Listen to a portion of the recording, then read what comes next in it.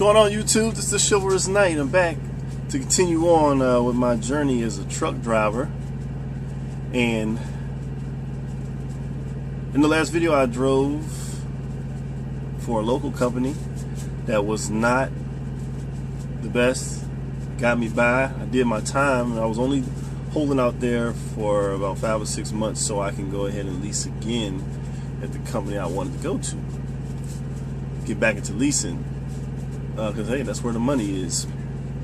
And the company I was going to had a loadboard. There's quite a few companies that have loadboards. You got the real big ones that everybody knows about. Then there's a few like owner-operator companies that have loadboards that nobody really knows anything about. So anyways, the company I wanted to go to, which I'm still driving for, is it required a year of driving experience, and that was about it. I mean, I didn't require no money down or anything like that. Gave me a truck and, you know, showed me what I would be paying. It was very similar to the Western as far as the way the settlements and the payroll and all that is set up. You get weekly settlements, like I want to say 70%, and they help you with filing your IFTA taxes, which is your fuel taxes. They help you with filing your 2290, your heavy vehicle use tax, and they pay your permit, the cost for your tags. You pay them weekly, and they pay it all at once for your tags. So my fixed cost is like $1,100, and so, you know, after I take a couple loads, I'm in the clear, covering my fixed costs. Then after that point, I'm just working to cover what fuel I'll use, which, you know, usually ranges between 700, 800, 900, sometimes 1,000, depending on how many miles I put in. And it's because sometimes I actually do run over 3,000 miles, because, you know, I just be out here trying to run. I'm a single guy on the road, so I don't have anywhere I have to go back to. I don't rent a place. I don't have any car payments, stuff like that. I still got plenty of bills, student loans and stuff like that, but when I used to go to Virginia Tech, but I'll be paying on that for a long time. But along with that and a few other things, I still got plenty of bills to pay. So that's what I'm working hard for. I'm working hard to cover all those costs. And little by little, at this point, I've been doing it for about a little over 6 months now, actually. Wow. And the numbers you gross is amazing. The take home really is determined by how good of a rate you get on the loads and how much fuel you spend and where you buying it at. We get a small discount on the fuel, but nothing, you know, that big. I mean, I save maybe $10, $12, sometimes $15 on the fuel up, so it's not that much.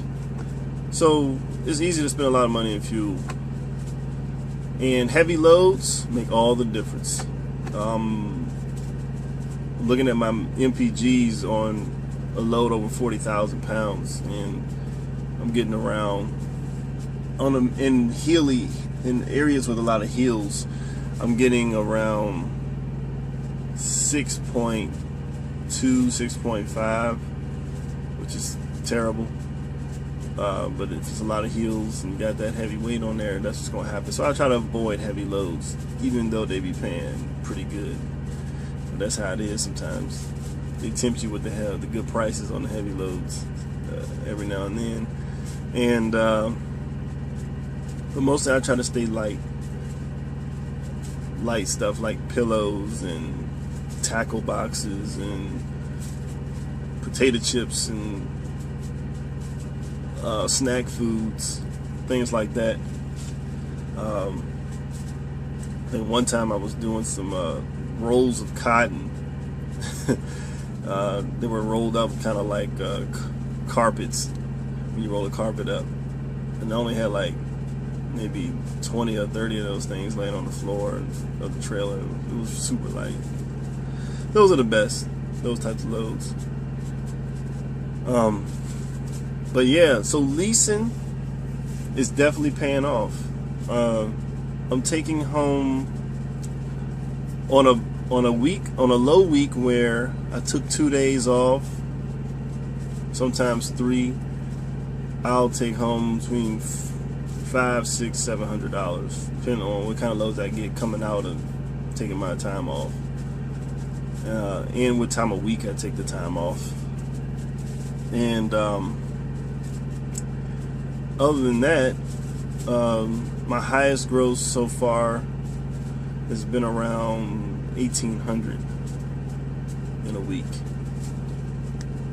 So I got weeks where I'm going, 600, and I'll go 14, 15, 18, and I'll go 500, then 16, 15, and like that. So it's safe to say that for the most part, I would say per month,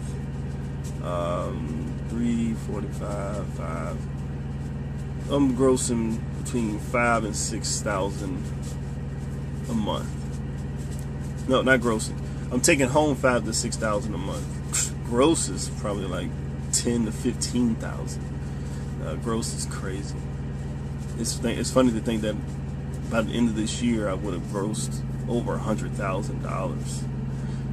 So it's safe to say, everybody, that despite all the debates over whether to lease or not, anybody who is not planning on leasing that's getting into trucking, which means to me that you're getting into trucking just to get a job securement, basically, and maybe you're trying to hold out till you can get with that great company job with benefits like a UPS, which is where my father works.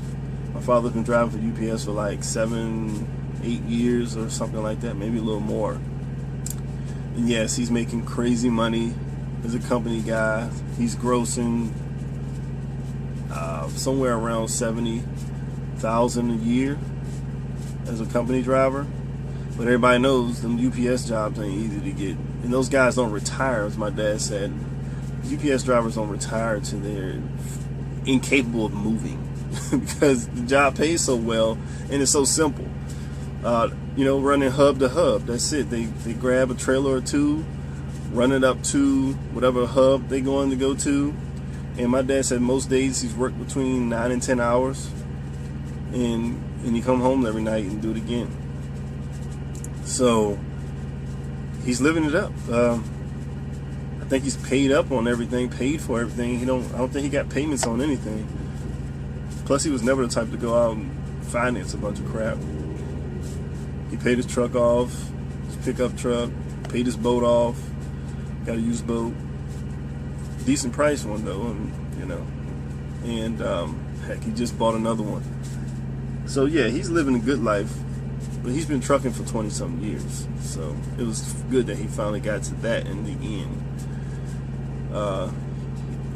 He tried other things, but over the years he's switched a lot of companies. He had a lot of trash to talk about a lot of companies, and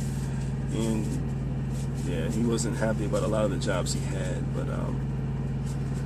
But yeah, so if you're coming out here to get a secure company job, coming home every night is your goal, or coming home every other night,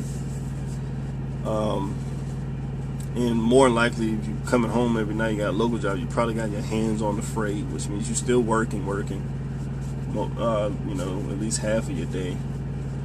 You're in and out of somebody's stores or all around somebody's town or city, dealing with that day in and day out. That's cool. I mean, that's what you're doing. and that's what your goal is, then that's fine. Not everybody has the ambition to go out here and create a business, because immediately when you get your when you lease on with someone, not everybody requires it, strangely enough, but I got my EIN number, my employer identification number. So when I file taxes under my name, my business name, and I am a business owner as a lease driver, as a owner operator. And you'll hear different terminology, and I've probably mentioned this before. An owner operator. Owner means you're the owner of the business that you're driving under. And operator means you're the person driving or operating the vehicle, the truck that you own, that you're the, that's under your business that you own. So owner operator, that's where pretty much the title comes from. Owner operator. You'll hear that terminology thrown around a lot. You'll hear people use the term lease purchase driver, because they want to go by the program that the company calls it, the lease purchase program. So they call you a lease purchase driver. That's what they mean by that. But at the end of the day, everybody's an owner operator. Once you lease, you can get your EIN, get and lease under your company name, your LLC, S corp, C corp, all those different things, whatever style of tax code you want to follow. But yeah, everyone's an owner operator once you get off that company side. Everyone's an independent contractor, terminology a lot of people are switching to at the companies. So yeah, I'm an IC, an independent contractor, aka owner operator. And most of us, if we haven't got a paid off truck, then we're leasing it on a full maintenance lease, as my buddy Jeff Light says. And or you are purchasing the truck, whether it be like a $30,000 truck where you're doing a monthly payment of $800, or maybe you were carrying around enough money that you can drop $10,000, $15,000, $20,000 on a truck at the dealership, which isn't that off the wall, because what I've seen is that once you do your lease on your truck, let's say for 4 years, my lease is 3.5. Once you do your lease on your truck, let's say in the end you got like $10,000 in your maintenance account, which is possible, because if you put in like $100, $150 in your maintenance account every week, all the way up to 4 years, I mean, it's safe to say 52 weeks in a year, 4 years, that's a lot of money, especially if you don't use much of it, because the truck is also under warranty in a lot of cases, so you don't even really use the lease I mean the maintenance account. So it's safe to say that there are some people that leave with their maintenance accounts with like $10,000 in it, and then they got the money they saved from leasing, because you can save now because you make enough money. I mean, you're taking home $5,000, $6,000, $7,000 a month. As long as you didn't move up your level of costs at home, go out and buy 2 new cars and buy a new house and nothing crazy like that, you will save some money. And so some people end up with enough money to do $15,000 to $20,000 a down payment, and that's what you need to lease buy a brand new truck from a dealership. I called and found out they want 10 to 15% down. When I called the Volvo dealership, when I was calling to find out about what it costs to purchase a brand new Volvo 780 VNL 780. Anyways, lots of money in leasing, as long as you're not stupid about it. I'm just gonna say that, because what's stupid is, I've been hearing people are leasing for the kind of money I was talking about at Western Express in my previous video. You don't lease to still get paid cent per mile. That's a trap. That's a game. And another thing, you want to lease somewhere where you're not stuck in the lease if you're not happy. You know, you get somewhere and the money ain't right, or they ain't offering you what they promised you in the start, but you signed the contract that says you're going to stay in that truck for 3 to 4 years.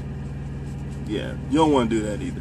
Unless you, see it really panning out right. You got a buddy there that can vouch for it and all that, but don't get into nothing you're going to be stuck in for 3 to 4 years. So you want a walk-away lease, like a quality lease, and Western Express had a walk-away lease on their trucks, though I really don't recommend you wasting your time with that. And then, so don't come out here driving on lease for $1.06 and then be mad you're not making that much money. You know, because then you'd be like, oh, I could have made this much money at the company. By the time you take out the expenses, I'm making 40 cents a mile profit. I was making 40 cents a mile as a driver at the company, and I didn't have no responsibilities, and I had benefits, blah, blah, blah, vacation time and all that. So, yeah, you're going to hate yourself. You really are. You're going to hate yourself if you get out here driving for $1 a mile, 95 cents a mile. I remember I called around. I called a bunch of people. I didn't say I called a bunch of people. And I remember USA Truck, 95 cents a mile. You heard what the compensation plan was for Western. It was a tiered plan. You know, if you drove over 400 miles on a load, which was 90% of their loads, you were getting paid 95, 98 cents a mile or something like that. I'm hearing some people pay $1.06 a mile. Some people paying 87 cents a mile. And what they do is they try to lower their truck payment, so you look like, oh, well, my fixed cost is less by a couple $100 more than the next company.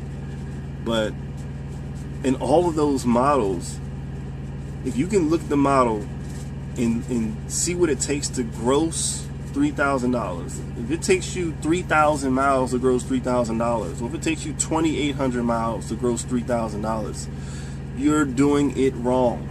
You don't leave the company side to come to the lease side and have to hustle. I hustle because I want to, because I'm trying to gross 5,000 and take home, 18, 2,000, 2,200, something like that. You're not going to take home 2,200 on no cents per mile. You're just not going to do it. You can put so many miles you can drive in a pay period. Everybody knows that. 3,000, 3,200, and that's a good week. I ain't gonna say good week. That's a bad week to me now, but it's a good week when you have that amount of miles you're offered to drive when you drive in cents per mile, like for the company, for instance. So, yeah, don't come out here driving cents per mile on a lease. You're gonna be upset with yourself. You're gonna hate yourself. You're gonna want to walk away from that lease. So getting paid cents per mile is ridiculous, and if it ain't, do a YouTube video proving that cents per mile is smart. That you found a way to drive less than 2,500 miles in a week and still take home $2,000. I even cut you some slack on that. Take home $1,700. Let's put it that way.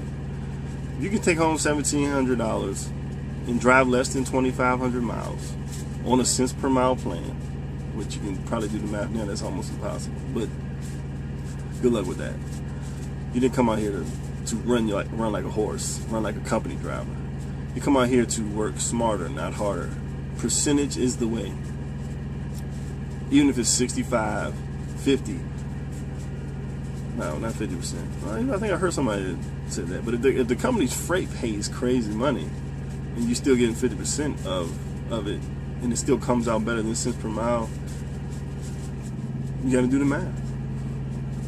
As long as you're going to get stuck in it, you can walk away from it. It's worth a try.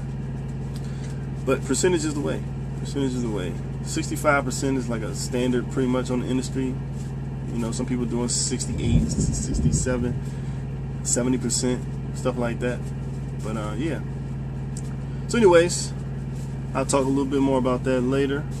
Come out here and lease, make that money, gross over 100,000 a year, and there is ways to make more, but I'll talk about that later. So this is the Chivalrous Knight. See y'all later.